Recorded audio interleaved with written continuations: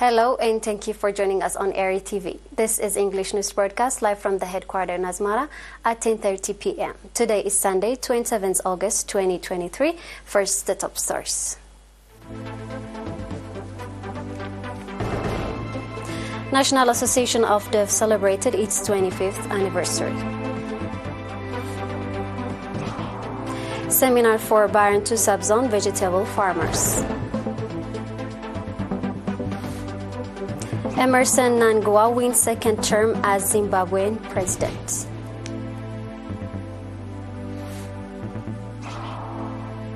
Haiti gang opens fire on protesters in capital, killing 7 people.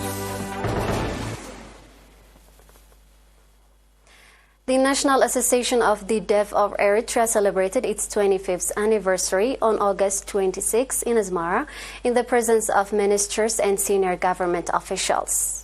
Chairman of the association, Mr. Mikael Sile, said that the National Association of the Deaf of Eritrea, NADE, has been providing training programs, creating employment and educational opportunities, and working hard to strengthen the rights of the deaf in their organization.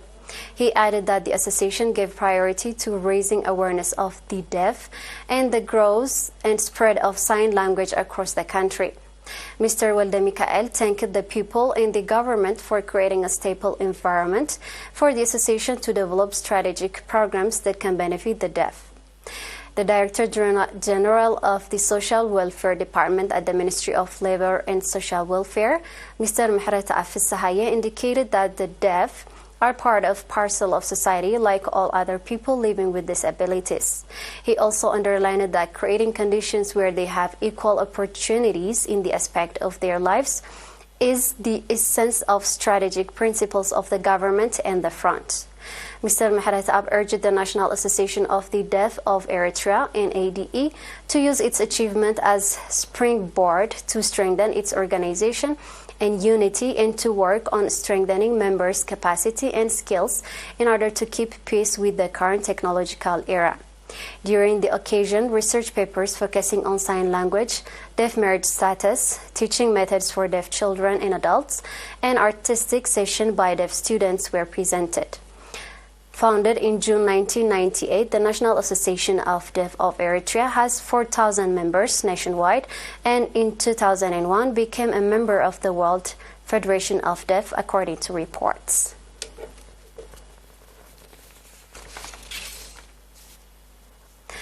The Ministry of Agriculture in Bantu Subzone organized a seminar to vegetables and fruit farmers focusing on producing and application organic fertilizers. Bantu farmers of vegetables and fruits were invited to seminars by the Ministry of Agriculture in Bantu Subzone, which focused on the creation and application of organic fertilizers. Engineer Gurja Werede, head of Dam and Water Diversion Development in the subzone, emphasized the value of using organic fertilizers in producing safe and nutrient-rich food and urged farmers to switch to the fertilizers being promoted by the Ministry of Agriculture instead of using chemical fertilizers.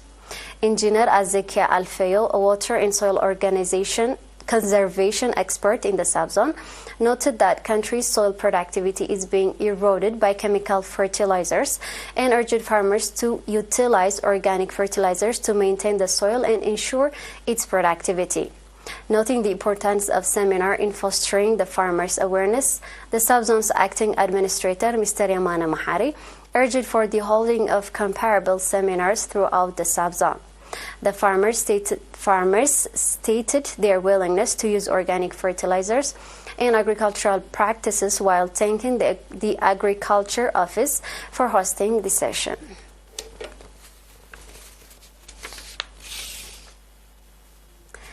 In the Amhara subzone, Colonel Zemikael Takhlia, commander of the police for the southern region, conducted a meeting with the general public to discuss law enforcement. Colonel Zemikael requested closer cooperation at the gathering, which attracted over 900 attendees. He noted that public and police participation was necessary for law enforcement to be carried out effectively. Colonel Mikael also provided information on the crimes and offences perpetrated in the subzone over the previous 6 months and urged members of the public to contact the police if they have seen crime or offence being committed nearby. The attendees expressed the relevance of meeting in fostering public police collaboration in safeguarding the safety of their communities and asked for its sustainability. No crime could be perpetrated without the public being aware of it, according to Mr. Yaman Aberra, the subzone administrator, who also urged for enhancing police-community relations.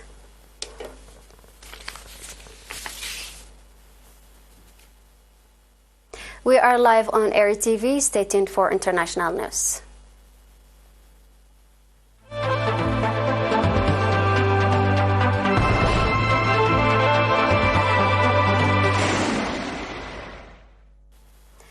Zimbabwe's President Emmerson Mnangagwa has been elected to the second term with 52.6% of the vote, the Electoral Commission says. However, the opposition claimed there had been widespread vote rigging, and international observers said the vote fell short of democratic standards. Mr. Mnangagwa is only Zimbabwe's third president. A 2017 coup against veteran ruler Robert Mugabe put him in charge. Zimbabweans still face high inflation, poverty, and climate of fear.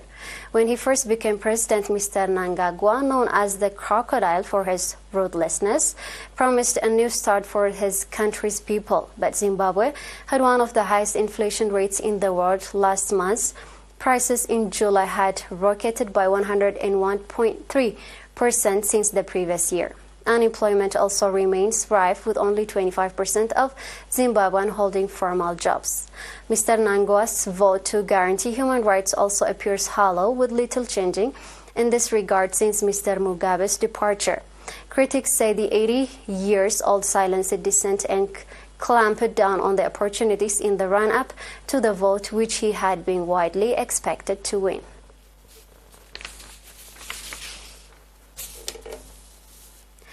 A gang in Haiti has shot and killed at least 7 people who were marching in the big protest organized by a church leader.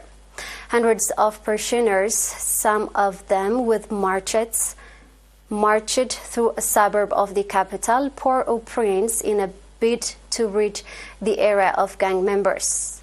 The gang is said to have opened fire on them with machine guns. Soaring gang violence in Haiti has left more than 2,400 people dead in 2023 alone. There are fears the death toll from yesterday's shooting could increase, with several people wounded and others kidnapped. News agencies say unverified video on social media showed people being shot at the street, bodies lying on the ground, and people who appeared to be hostage saying they thought the march was peaceful and had no idea it was about taking on the gang. The protest happened in the suburb of Canaan, which was found by survivors of the devastating earthquake 2010. Dear viewers, now we have a quick recap of the top stories.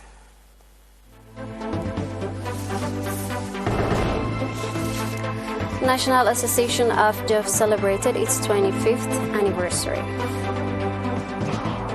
Seminar provided for Barren to subzone vegetable farmers. Emmerson Mnangagwa wins second term as Zimbabwe president. Haiti gang opens fire on protesters in capital, killing 7 people. It was me, Salem Berhana, with Dennis for tonight. Thanks so much for watching.